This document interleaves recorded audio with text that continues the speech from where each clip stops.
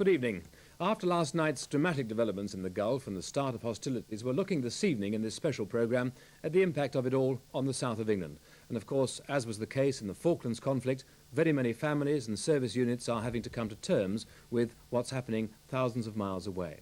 Well, with me tonight are the Bishop of Salisbury, the Right Reverend Dr. John Baker, who campaigned vigorously against war, and Rear Admiral Edward Gerritz, whose advice we'll be seeking on how best we, as a community, can help those families. It's now over 17 hours since the war against Iraq started, and Allied air attacks have continued throughout the day. Tonight, many of our servicemen and women are preparing to play vital roles in the coming battles to liberate Kuwait.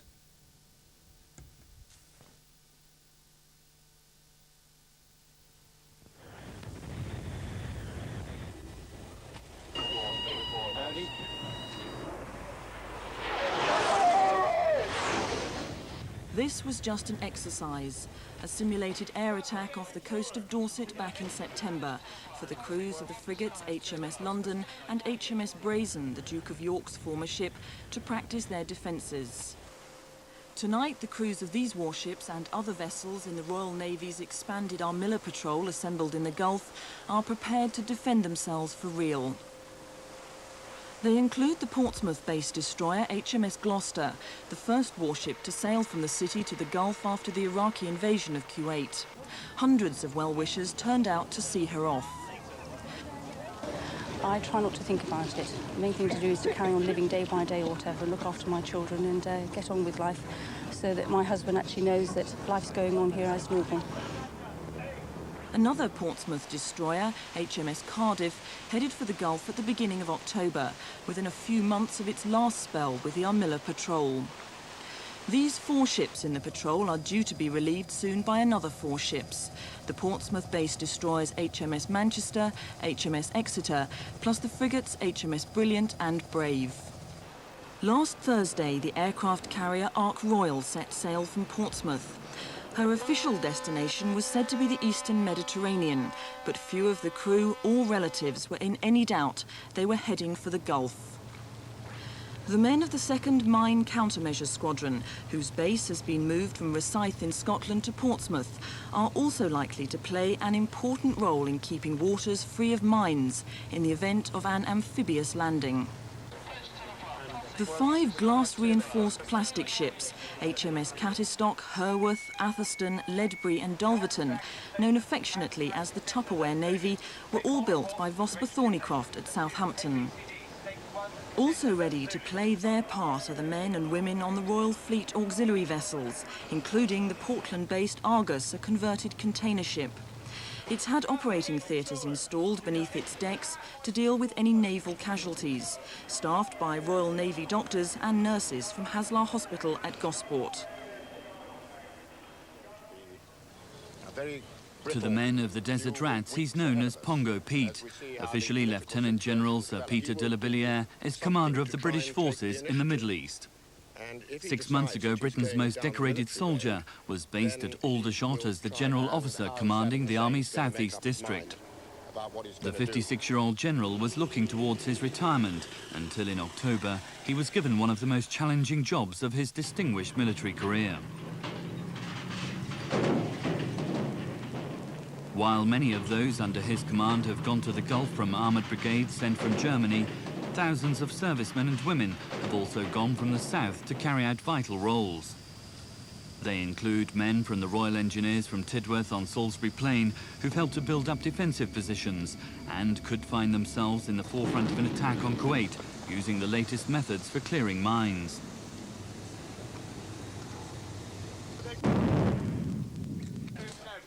The cream of the Army's medical personnel have also been sent to the Gulf. Over 400 have gone from the Cambridge Military Hospital in Aldershot, along with men from the Gurkha Ambulance Group, bandsmen drawn from the Devon and Dorset Regiment, the Royal Hampshire Regiment, the Royal Marines, the Parachute Regiment and the Royal Hussars.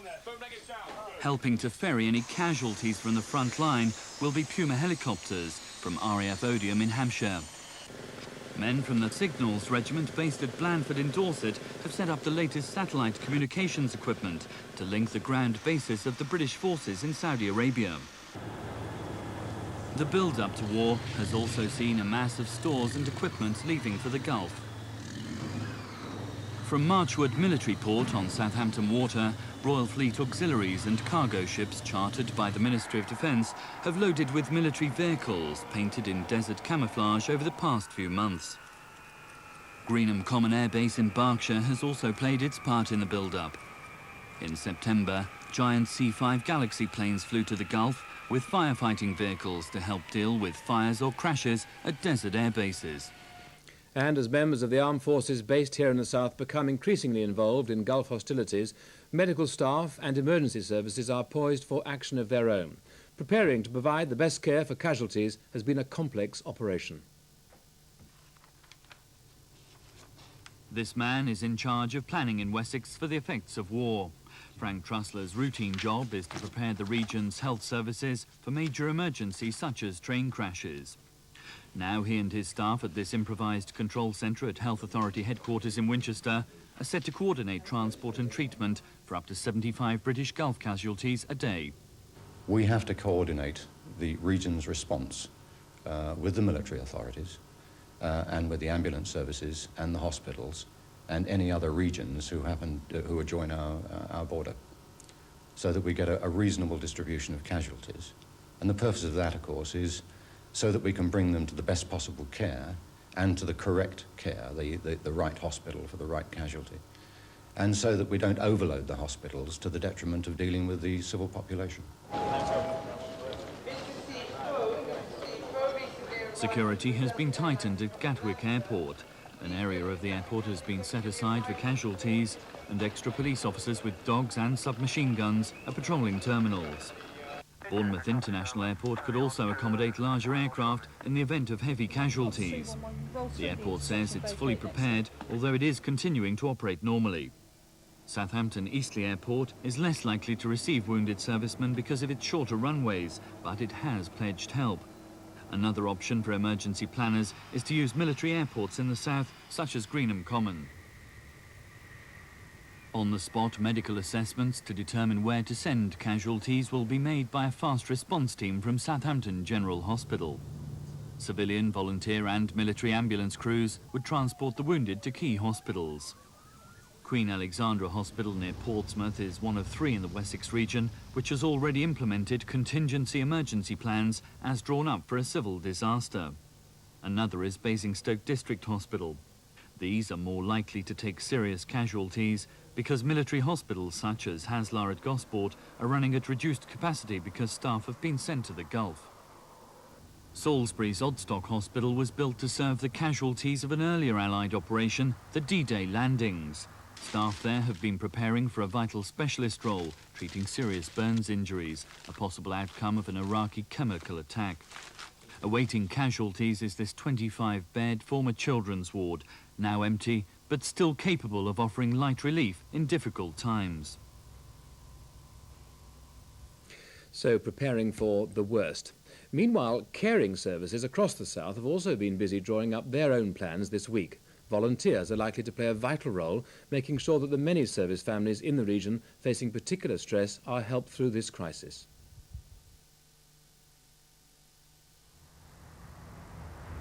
When a nation is at war, a light burning through the night has ominous overtones in a military town such as Aldershot. If and when bad news comes, staff at the town's Gulf Support Volunteer Centre will try to ease the burden on relatives and friends. I'm worried that They've mustered another army. More than 1,000 people have responded to an appeal for help with babysitting, transport, accommodation and a kindly ear. You're trained.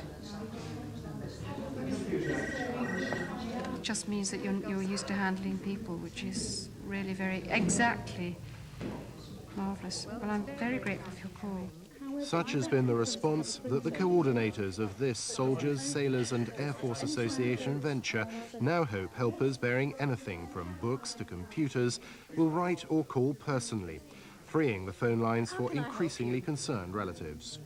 There's a lot more anxiety, and therefore the phones have been ringing more now than before, because I think the people are thinking that they may need some help or offering their help, and therefore I feel that because we are in the home of the British Army, perhaps there is a little bit more tension than elsewhere.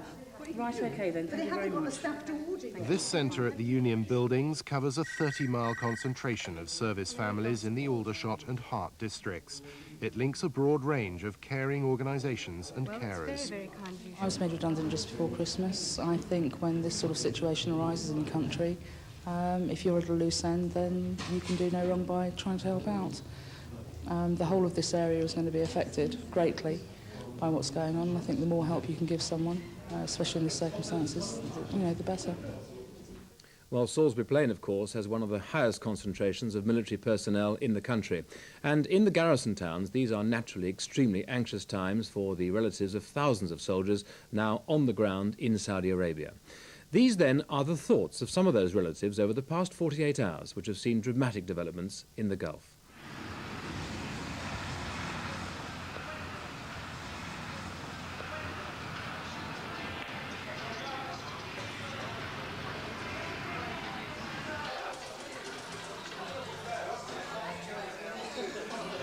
When he first got told, he was scared, but he wanted to go because that was all he trained for in the end, and he had to go.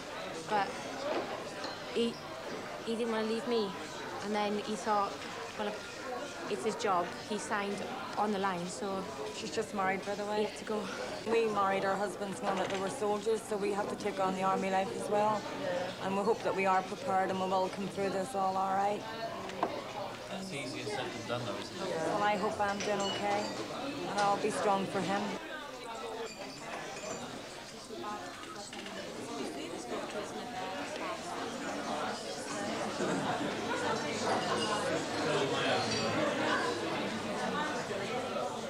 My wee boy's only 2 anyway, so I just keep saying to him, Daddy's at work, but he's coming back.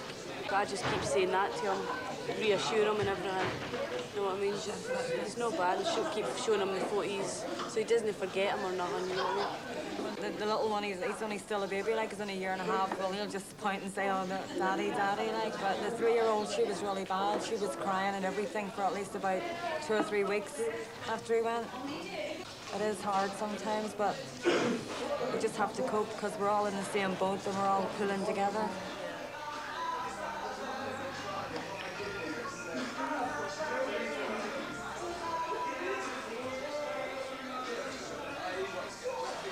We were at the precinct today and we walked past this big shelter and there was wheelchairs and body bags, and as soon as you saw that you thought, oh my God, it's coming closer. You just don't know whether you think. I mean, we were saying today as well, I wonder how many of us husbands are going to come back. You know what I mean? You don't know. It's really depressing. It's a horrible feeling. I mean, personally, I can't eat, I can't sleep at night. You know what I mean? It wasn't like that before, but now there's deadlines come up, it's worse. What hit home to me was when we were at the Wives Club and they were giving us a talk the other day because, it is getting serious now. And we got given the maps, weren't we, to show where they were and what would happen once the actual war did break out and how far they were from the borderline, and that really brought it home to us. And then they said that if there is casualties, we'll know within 2 hours, and then that really hit home to me, I'm just going to wait at every knock, every stranger that comes to the door now is going to be about my husband, I know it's hard to say, like the Falklands War, you always go back to the Falklands, and we said, how would you cope with the fact of your husband coming back like Simon Weston? How would you put up with that? Well, the mockingbird's gonna sail away, we're gonna forget it. Big old moon's gonna shine like a spoon, we're gonna let it. You won't regret it, keep your shoes out. Do not fear, bring that bottle over here. I'll be your baby tonight. They always ask how the children are, and you've got to reassure him, haven't you? No matter how bad they've been, you've got to tell him, we're fine. What else can you tell him? Otherwise, he's out there worrying what's going on out there, let alone having to worry about us as well. Keep them calm, you know what I mean? Just keep saying everyone's all right, just to bring them up as well, you know. And keep all the Keep problems their to faith. yourself. Yeah. I wrote my husband a letter today and I totally expressed everything, like, you know what I mean? I did. And I'm not an affectionate person most of the times, but today when I wrote him that letter, I just told him everything that I felt and everything, just to reassure him. You know what I mean? Just tell them to take care and keep their heads down. You tell them everything in case you're not going to see them again. You've got to tell them how much you've loved them and just bury their head in the sand and hope for the best. You've got to tell them everything. Yeah, very deep. I tend to write more of what we're going to do when he comes home and what the kids have been doing. And the kids are writing a lot of letters to me. And basically that I miss him. More of the future. Just tell him that the kids all love him and miss him and hope he's home soon, and I send him drawings and pictures of the kids, and they do their own little writings and their own little drawings, and just tell him to hurry home because I'm sick of the hot water bottle. Bring that bottle.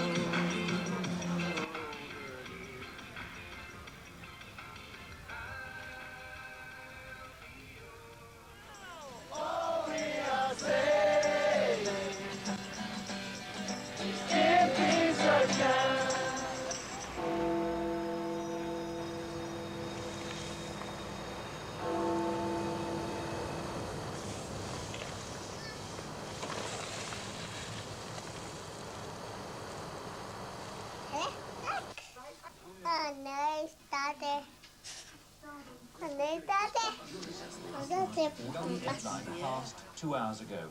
Iraq has ignored a final plea for peace from the United Nations. At first, it was just like an exercise that they were on, but now it's a lot more serious. I mean, it makes your stomach turn. You sort of live in fear now because every time your door goes, you're going to be wondering who's at the door and to bring you bad news in, and you know, it's really scary. I mean, it's going through my mind constantly. At any time, we're waiting a good end. We put the final preparations for the 15th, such as doing some final medical work and made sure all the vehicles are ready. We've got another couple of days and that will be us totally ready for whatever happens. But let's hope it's what I keep saying, that nothing happens.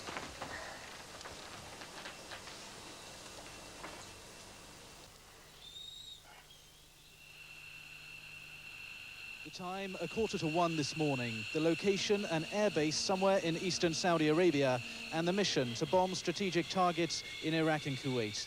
We sort of said, last night, that it would probably happen, during the night. We were sort of either during the night or by the end of the week, because we were going to sit up last night and wait and see what was going to happen. But now it's happened, it sort of makes you feel sick. Yeah. Among the targets, he says, were the Iraqi Defense Ministry and Baghdad's main post office. Explosions were also reported on the outskirts of... I think they'll be relieved that it started, but I'm sure they'll be very scared. But I think they'll be relieved because they've been out there 3-4 months now, and I think they'll be glad to get it all over and done with and out the way as soon as possible. But I think it's just the frustration of waiting all that time, and I think they're probably all psyched up for it now, and ready to get in there and get rid of him. Well, with me now is Jill Swallow from the Isle of Wight, and those sentiments are all too familiar to you, aren't they? They are, Bruce. It doesn't seem, quite honestly, like nearly 9 years since I went through exactly the same feelings. I think today probably they've had more... The authorities have had time to prepare. With the Falklands, they didn't have time to prepare. And I do feel that the families now are getting perhaps more support than we had 9 years ago. And explain precisely what your situation was. My situation was that my son was killed on the Sheffield, and he came to Gibraltar to come home for Easter and was turned south. And in point of fact, he had been on the Armilla patrol in the Gulf before turning south to the Falklands, and of course was one of the first, an 18-year-old that was All right, killed. now let's try and help all the other people who are so concerned about their loved ones in the thick of it. Is there anything you can say to them? One thing I will say to them, Bruce, is to take strength from each other, take strength in their grief and take strength in their emotions by sharing their emotions, and that means I do mean by talking to their families and listening and listening to each other, but more especially to the people who are counselling, for them to listen. You don't go in with the same old quotes that one gets time after time. You must sit and just listen to them and listen to what they want and what they require, and also to to help them help themselves, and not to be all sympathetic and sweet, but to help them to pull themselves out of it. And it's it's not just sons of parents, is it? It's no, all the family. It's all the family, and I think more particularly brothers and sisters get very left out at this time, younger brothers who perhaps are suffering because an older brother is away. Right, well, Jill Sawler, I know that you're going to be helping a lot of people in the days to come. Thank you very much indeed for joining us this evening. Well, the build-up to war in the south has been tempered by many calls for a peaceful solution, of course. Prayers and vigils have been going on throughout the region. It's a message that has crossed normal religious boundaries, as Lisa Austin reports. A war in the Arab Peninsula is particularly sensitive for Muslims throughout the world. The holy shrines of Mecca and Medina are in Saudi Arabia, where Western troops are based. Here in the south, there are an estimated 250,000 Muslims. Reading has one of the largest communities, numbering about 6,000. Any sensible person don't want this war. The basic reason is we are human beings first. That's the first thing, you know. And there's no point to kill the other human beings or Muslims or anybody, you know. We are simple people. We have no other to share or to say, but to pray to God, just find a solution to this catastrophe. Elsewhere, peace campaigners have battled to get their views heard. When the aircraft carrier Ark Royal left Portsmouth for the eastern Mediterranean, amid speculation that eventually she'll be sent to the Gulf, campaigners made their protest. There have been many vigils too. This one at Southampton Cenotaph was organised by members of the Southampton campaign against war in the Gulf. And among the campaigners from the south who took part in a peace march through London last Saturday were the Eastoms, whose son is serving in the Middle East. Since he left, his mother goes to Salisbury Cathedral every day to light a candle for peace. Well, now, Bishop, you campaigned vigorously against war. What now it started? I think the concern of many of us, and certainly of myself, was that if you're going to ask people to fight and die, then you must be sure that war is the last resort and that you've done everything possible.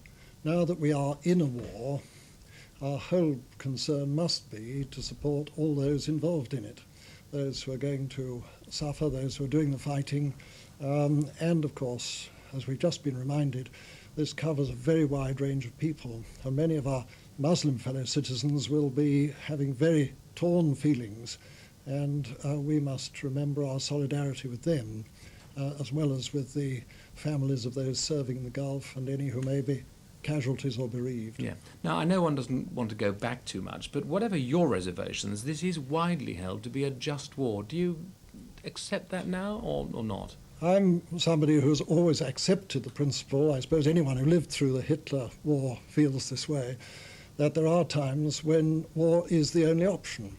And a war is a just war, I believe, if you have tried everything else and it has failed. Now, it's for history to judge whether we did that in this case. I'm not concerned with that now. I'm only concerned with the situation we're in and standing alongside those who are involved in it. Right, let's be practical now. Then what message do you have for the families, not just in your own diocese, which of course has a large concentration of service families, but of course across the south of England? You've got a special message coming from somebody, a senior man in the church like you? Well, I want to support what Jill said just now about being with those who are in the same position as yourself, because it is the love and concern we can show each other which is of paramount importance. And I would also like to say, it comes very much from the heart, that if we can do that for each other with our love, we can believe that God, even if he can't stop us doing terrible things to one another, can at least look after us and our loved ones if we are separated by death. Bishop, thank you very much indeed. Now, Rear Admiral, how important is it for the servicemen out there to know the support they're getting back here, both from government and people and families? I think the first thing is for people who are in the front line in one service or another to feel that there is a clear political purpose. I think back to the time of Suez when the political purposes were somewhat obscure. And the second part is that they should feel there's national unity, and that again is on occasions not necessarily been the case. And that's happened today very much, and I think it? that's very much appeared from the parliamentary statements and exchanges that have taken place today and recently. Now, it was a bit gung-ho this morning, one has to say, and Tom King, the Defence Secretary, has warned that for every pinnacle you go up, there's a perhaps a depth of depression to go through. Would you go along with that? Yes, I think that the weeks that have passed by have tended to give people the opportunity of reaching a peak of training and efficiency. And there are always times in war when you have a down in the sense of perhaps action not being so active as you expected. One of the things that's often mentioned is that you have exhaustion and dullness, boredom comes, and that takes the edge off your efficiency. But much more important, I think, it is for people to feel that they have the support of everybody in the country. And I'd like to add something to what Mrs. Shalley said. It's very good for those who are in military circles in Gosport or Aldershot. But my wife had experience during the Suez campaign when she was living outside a military community and needed the support of her neighbours. And that, I think, wasn't immediately forthcoming. And I think you've got to think of people who are in this position who may not have military neighbours, but were very glad of the support of their neighbours locally. Very well, thank you very much indeed. Now, at this stage, we're going to go for the latest news from the Gulf. On the line, I hope, from Dhahran is the chief reporter of the Portsmouth News, Richard Jones. Richard, what's the atmosphere this evening there? It's difficult for us here to monitor the progress of the war. We're in much the same position as you in terms of the information we're getting. But sitting here working this evening at my desk, I look out of the window and every 10 minutes or so planes are taking off to fly north to Iraq. The roar of their engine fills the air as they pass over the city and fly off on their sorties into enemy territory. And this is the same sort of thing that's been going on, for the past, 18 hours now? It's been going on all day. Some hours you can go by without anything happening. And then suddenly there is a rush of activity and events start moving very fast. Good. Well, Richard Jones, thank you very much for that update on what's going on in Dhahran tonight, and take care of yourself, won't you? Thank you. Pleasure.